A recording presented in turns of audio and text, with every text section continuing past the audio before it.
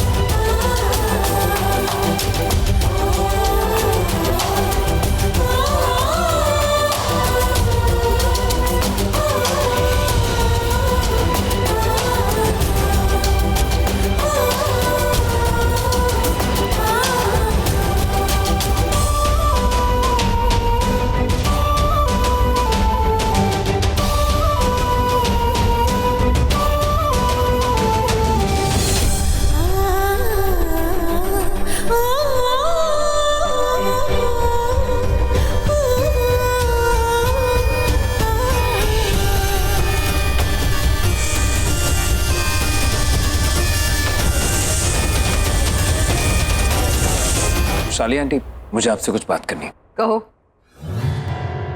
अरे जो बोलना है हमारे सामने बोलो, हम दीदी के हर एक कांड में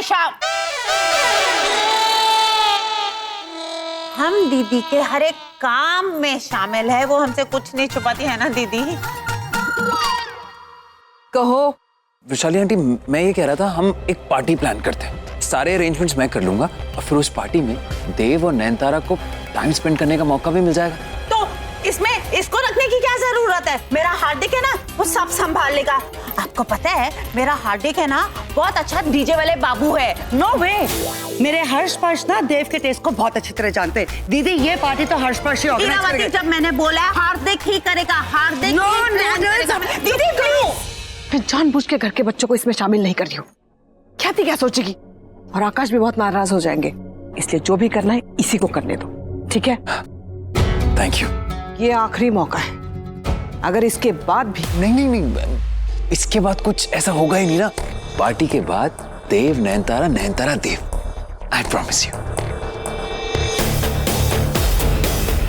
गाइस, अब जैसा तुमने कहा था मैंने वैसा ही कर दिया। अब सब खुश हो ना?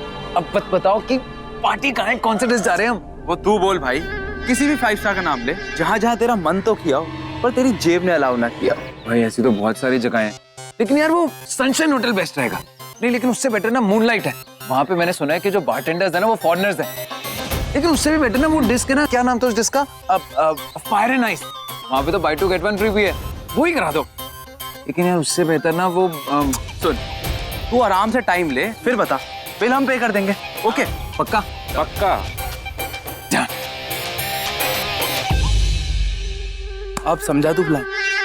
अबे मुझे अभी तक समझ नहीं आया। नहीं। अबे यार तू इतना डम कब से हो गया? बचपन से। शट अप गाइस, तुम लोगों को अगर सीधा सीधा बताने तो बताओ, वरना मैं जा रहा हूँ। अरे अच्छा सुन। पहले हम इस जोकर को ना टल्ली करेंगे, फिर जब ये अपने होश खो देगा तो हम प्रेरणा को बेहोश करेंगे, उसे स्पाइक ड्रिंक पिलाएंगे और उसे अच्छे से समझाएंगे कि लड़कों को थप्पड़ मारना इज नॉट ओके बेबी। उस वृंदा को आइडिया भी नहीं होगा कि उसके साथ क्या होने वाला है।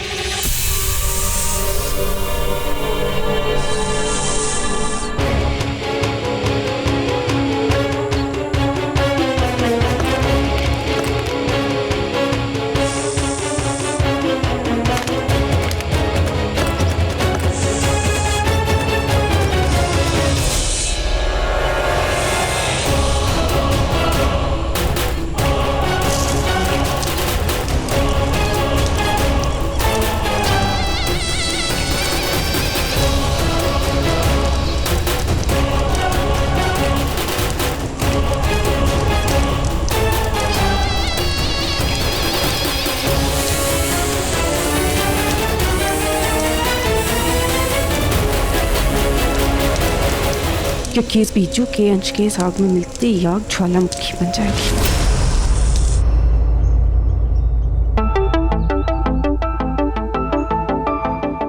क्या करूं?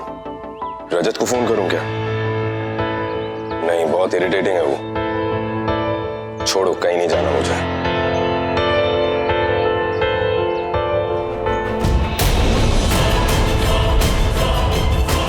What the hell? ये क्या हो रहा है?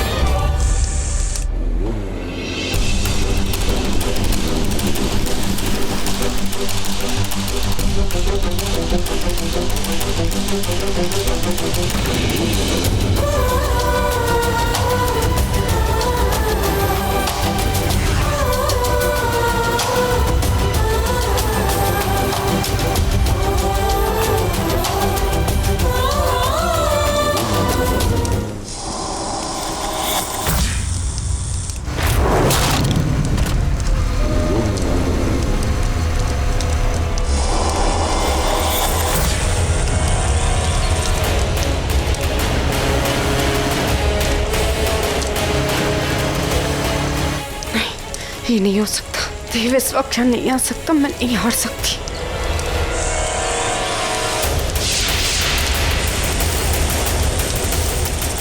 मैं नहीं हार सकती। मैं नहीं हार सकती। मैं नहीं हार सकती।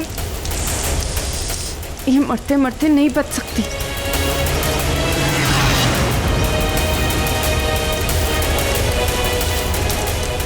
नहीं नहीं नहीं, ऐसा नहीं हो सकता। मैं नहीं हार सकती, मौका नहीं गवा सकती और नहीं बच सकती।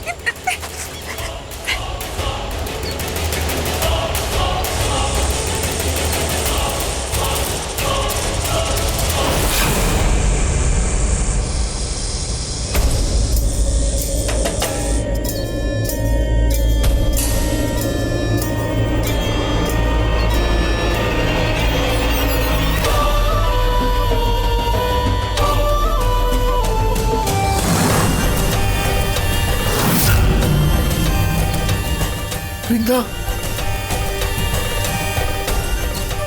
वृंदा बेटा,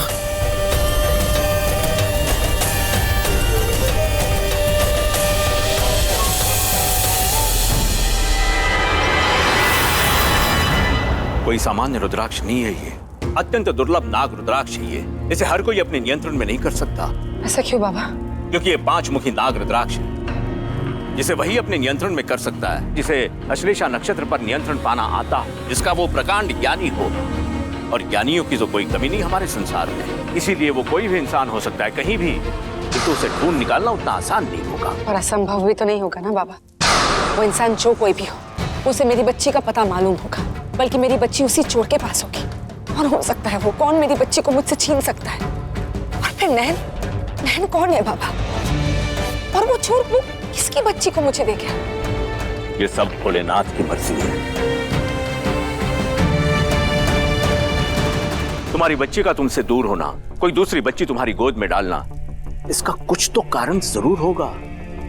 इसीलिए मैं कह रहा हूं, नयनतारा को स्वयं से दूर कभी मत करना।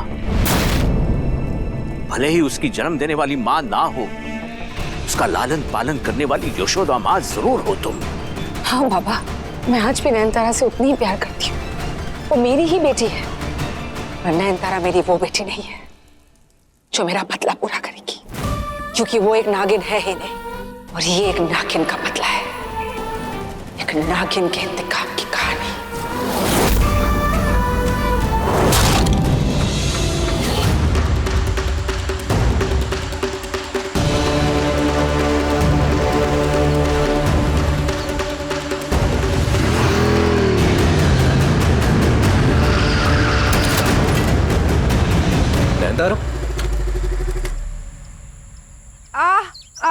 Nayanthara, are you okay?